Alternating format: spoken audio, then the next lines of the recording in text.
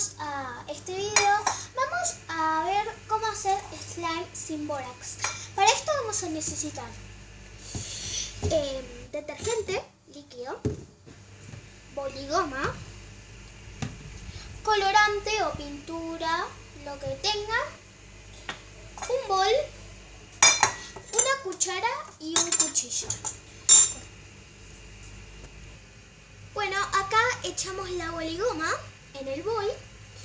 Bien, y le vamos a poner el colorante. Lo abrimos, bueno. Con el cuchillo vamos a agarrarlo y le vamos a echar.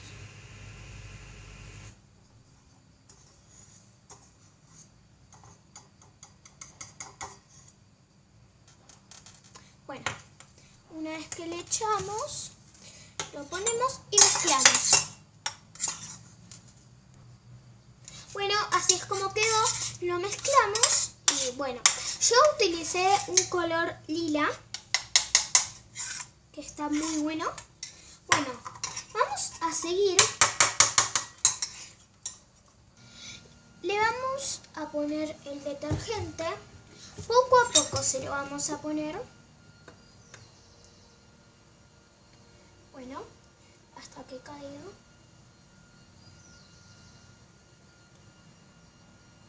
Poco a poco. Mezclamos. Y va a ir quedando, pero todavía le falta.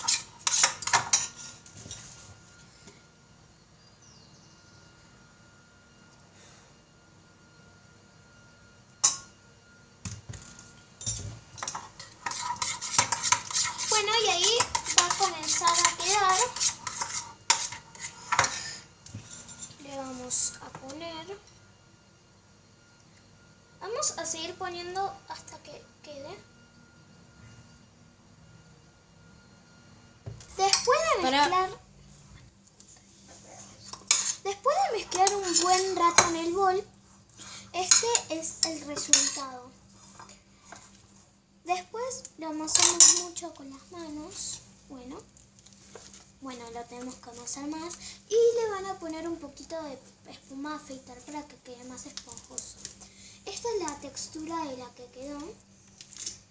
Está muy buena y es muy apretujable para jugar y todo. Espero que les haya gustado este video. Dejen likes y pongan sus comentarios si quieren que haga otra cosa. ¡Chao!